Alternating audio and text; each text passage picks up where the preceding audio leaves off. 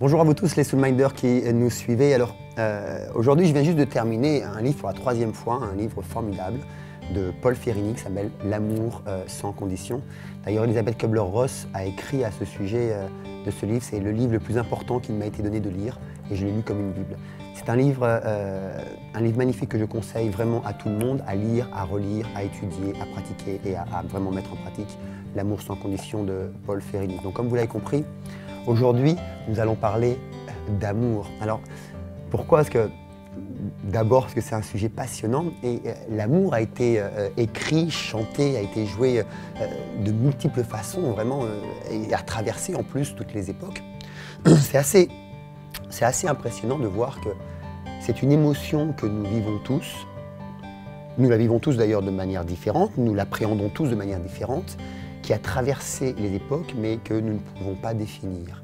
Et d'ailleurs, l'amour ne nous a pas été enseigné dans nos écoles. Alors, ce que je voudrais partager aujourd'hui avec vous dans cette vidéo, c'est bien sûr, c'est ne pas vous donner une définition de l'amour parce que je ne saurais le faire, mais juste vous donner des clés pour pouvoir mettre de l'amour dans toutes les choses que vous faites dans votre quotidien. Parce que c'est ce qui va changer votre qualité de vie.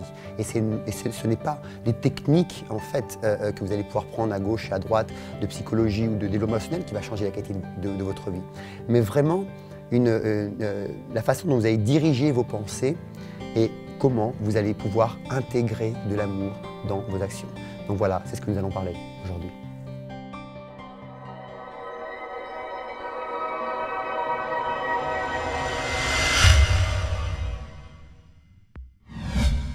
Bonjour, je suis Mika Denisso, coach de vie holistique, formateur et aussi le fondateur de Soul in the Mind. Alors, l'amour, c'est ni plus ni moins qu'une énergie créatrice. Et dans le terme énergie, j'entends une force en mouvement. L'amour, c'est une énergie en fait qui se déploie quand elle touche l'autre. Et qu'on soit en contact direct ou en contact indirect. Je me rappelle, la semaine dernière, j'ai été juste à côté de notre bureau. Il y a un peintre, enfin c'est plus qu'un peintre, c'est un artiste complet qui s'appelle Tony Raka et il a une galerie d'exposition et donc je me baladais dans sa galerie, j'aime bien aller manger dans son restaurant et après me balader dans sa galerie derrière. Et il y avait une œuvre à un moment donné et je me suis arrêté devant et d'un seul coup, j'ai ressorti toute une émotion qui m'a traversé. J'avais presque les larmes aux yeux, vous savez, il y avait des frissons, j'avais les yeux qui brillaient. Et je me suis posé, je me suis dit mais qu'est-ce qui m'arrive? Pourquoi cette œuvre? Pourquoi ce tableau? En fait, qui n'est ni plus ni moins qu'un tableau avec de la couleur posée dessus, vient me traverser et me donner tout un tas de frissons et un sentiment de bien-être et de plénitude. Et donc j'ai médité dessus, et là, de mon point de vue, j'ai compris que c'était l'amour que Tony Raka a mis lorsqu'il a peint cette œuvre, lorsqu'il a peint ce tableau, que j'ai ressenti là, à ce moment. Et là, en fait, ça m'a rappelé des histoires que j'avais entendues de par mon père quand j'étais beaucoup plus jeune. J'avais 15 ans. Alors, je n'ai pas vécu beaucoup avec mon père, mais les peu de fois où j'étais avec lui, j'ai écouté attentivement ce qu'il me disait, bien sûr, parce que je ne le voyais pas beaucoup. Et plusieurs de ces histoires m'ont suivi au fil de ma vie. Et d'ailleurs, il ne le sait pas, sauf là maintenant, il va le savoir. Et alors, j'ai ces deux histoires que je voudrais partager avec vous qui... Les deux relatent en fait le fait de comment mettre de l'amour dans ses actions ou dans les contacts avec les personnes avec qui l'on est. La première des choses, il m'avait raconté que quand il était plus jeune, donc ça remonte maintenant à 31 ans en arrière, qu'il a eu beaucoup de femmes dans sa vie et que ça pouvait se compter sur plusieurs doigts de la main ou de plusieurs mains d'ailleurs. Mais une des choses les plus importantes, et je me rappellerai toujours parce que ça m'a marqué la façon dont il me l'a dit, c'est que quoi qu'il arrive, même quel que soit le temps qu'il a passé avec ces femmes, même que ce soit qu'une soirée ou une journée ou plusieurs mois ou plusieurs années, c'est qu'il les a toutes aimées. Et que le temps qu'il a passé avec elles, il les a passées en amour.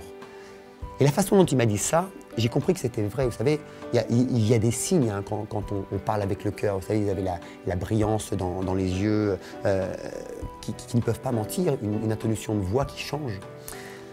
Donc ça, c'était la première histoire. Et je me rappelle une autre histoire où mon père peignait à l'époque, je ne sais pas s'il peint encore d'ailleurs, et il avait peint un tableau, c'était une fille, une jeune femme qui pleurait et qui avait les mains accrochées sur des barreaux et qui pleurait avec les mains comme ça accrochées sur les barreaux. Et il avait, je crois, alors je ne me rappelle plus vraiment très bien, c'est ce que je me rappelle en tout cas, ce qui est dans ma mémoire, il avait été exposé ce tableau à un moment donné, il avait fait une exposition de tableaux de ce qu'il peignait pour pouvoir les vendre. Et les gens passaient dans ce tableau et tous disaient « Oh là là, la pauvre, elle pleure, elle est derrière les barreaux, elle est en prison ». Et il y a une personne qui est passée à un moment donné et qui lui s'était arrêté et qui, je pense, à ce moment-là, a été touché par le tableau, en tout cas par l'amour que mon père a mis dans ce tableau. Et il a dit « Ah, c'est triste, cette personne nous voit et pleure sur notre sort, parce que nous sommes en prison. » Et là, ce qu'a fait mon père, en fait, il a pris le tableau et il lui a donné, il lui a offert, il ne l'a pas vendu, alors qu'il était ici pour vendre. Et tout ça, ces deux histoires relatent en fait le fait que lorsque l'on fait les choses par amour, ou quand l'amour entre en contact avec l'autre, peu importe l'autre, il n'y a pas besoin de passer des années avec quelqu'un pour être en amour. Ça peut se faire dans l'instant T. Là, par exemple, l'amour a été transmis de deux personnes entre un tableau et une personne, mais le tableau, c'est toute l'énergie créatrice que mon père a mis dedans. Et là, eh ben, ça a été plus fort que lui. Il lui a donné, il lui a offert en fait ce tableau. Il y a des signes qui ne trompent pas, si vous voulez, lorsque l'on est en amour. D'abord, il y a la brillance dans les yeux qui brillent, vous savez. Ensuite, c'est cette lueur, en fait, cette lueur dans les yeux. Mais on peut être pris aussi à un moment donné de frissons, un sentiment de plénitude, un sentiment où on est en accord avec les choses qui sont autour de nous. On est en accord avec les personnes avec qui on est autour de nous. Et si vous voulez, c'est là où, à partir du moment où vous ressentez ces signes, vous savez que là, vous êtes en amour et que vous êtes dans une relation vraie, dans une relation pure. Donc ce que je vous invite aujourd'hui à faire, c'est juste repenser aux actions que vous faites et de mettre de la passion, de mettre de l'amour dans toutes les actions que vous voulez mettre en place ou dans toutes les communications que vous voulez avoir. Quand vous parlez avec quelqu'un, vous pouvez très bien parler avec une personne et avoir votre esprit ailleurs. Mais si vous parlez avec cette personne et puis à un moment donné vous vous dites « Ok, qu'est-ce que je peux lui offrir de plus grand à cette personne? Comment est-ce que je peux offrir mon cœur, ma vérité, ma simplicité, mon authenticité à cette personne ?» Et là, vous allez rentrer dans ce qu'on appelle dans cette énergie d'amour, dans cette énergie créatrice. Parce que cette énergie créatrice démarre quand vous êtes authentique, lorsque vous êtes vous, lorsque vous vous donnez l'autorisation d'être ce que vous êtes. Et ça, quelles que soient les zones de vie, quel que soit, ça peut être dans une activité professionnelle, dans une activité spirituelle, dans les relations, ça peut être aussi dans votre vie familiale, dans votre vie amoureuse. Peu importe. Ça peut être aussi dans le rapport avec vous-même. Parce que mettre de l'amour aussi, c'est comment est-ce que je vais pouvoir me donner de l'amour avec moi-même? Comment est-ce que je vais pouvoir prendre soin de moi psychologiquement, physiquement, spirituellement? Alors, prenons par exemple la zone de vie professionnelle.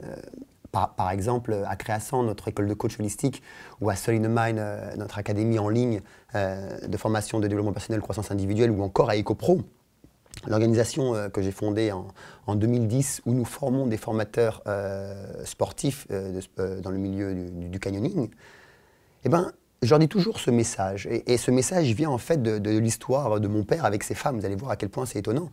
C'est ce qui m'a inspiré en tout cas. Je leur dis toujours, écoutez, si vous vous réveillez un jour et que vous venez travailler, et puis que d'un seul coup, vous sentiez que ce travail n'est plus fait pour vous, vous ne sentez plus de passion dans ce que vous faites, vous n'avez plus d'amour, vous ne faites plus les choses avec cœur, avec enthousiasme, eh bien, venez me voir et dites « Mika, c'est terminé pour moi ». Et là, je comprendrai. Et je serai d'autant plus heureux d'entendre ça, plutôt que d'entendre une autre histoire, parce qu'à ce moment-là, vous serez authentique. Et c'est vrai, lorsque l'on travaille avec quelqu'un qui n'est pas authentique et qui ne fait pas les choses avec cœur ou avec amour, eh ben d'abord le travail est mal fait, donc il n'y a aucune productivité pour l'entreprise. Mais deuxièmement, les relations en fait viennent à diminuer et à s'éteindre. Pourquoi? Puisque d'un côté, nous pensons que l'autre est bien dans son esprit, dans sa tête et dans ce qu'il fait, alors que ce n'est pas le cas. Et ça, je l'ai appris, en fait, c'est le simple fait de me rappeler que mon père a aimé toutes ces femmes, c'est-à-dire que ce n'est pas tant le temps qu'il a passé avec, mais le moment, et que dans chaque moment, il y a mis de l'amour et du cœur. Et c'est ce que je vous invite vraiment à faire, c'est que dans chaque moment, dans chaque action que vous faites, même dans chaque relation que vous avez, même si vous êtes en relation avec quelqu'un, peu importe la durée, c'est pas grave. Il vaut mieux passer une journée ou 2 jours en amour, en vrai amour, plutôt que des années et chacun de son côté. C'est la même chose pour les relations avec vos enfants. Vous pouvez vivre pendant des années avec vos enfants et pas être en amour avec eux, et en fait vous vivez à côté d'eux. Et c'est ce qui est le plus important en fait, c'est d'être authentique. Et encore une fois, par rapport à l'histoire du tableau que mon père a donné, lorsque vous êtes avec quelqu'un, si vous sentez des élans d'amour venir, ben, ne les bridez pas, ne les enfermez pas. Laissez-les s'évacuer, laissez-les transparaître, laissez-les voyager vers l'autre. Et si vous avez envie de donner quelque chose, eh ben, donnez-le. Si vous avez envie d'offrir là, ce que vous avez, offrez-le, peu importe. Et c'est ça qui est important. Et c'est ce que je voulais partager aujourd'hui avec vous, c'est que pensez à faire les choses avec passion. Pensez à dire les choses avec passion, avec amour. Soyez authentique dans vos actes, peu importe, et ça tout au long de votre journée. Vous allez voir, la qualité de votre vie va littéralement changer. Donc voilà, j'espère que cette vidéo vous a plu, que vous l'avez aimée, et c'est le cas de le dire là aujourd'hui. En tout cas, si elle vous a plu, n'hésitez pas à nous le dire, à vous dire pourquoi elle vous a plu, commentez en dessous. N'oubliez pas de vous abonner à cette chaîne YouTube pour continuer à nous suivre et partager notre vidéo si vous pensez qu'elle peut aider quelqu'un.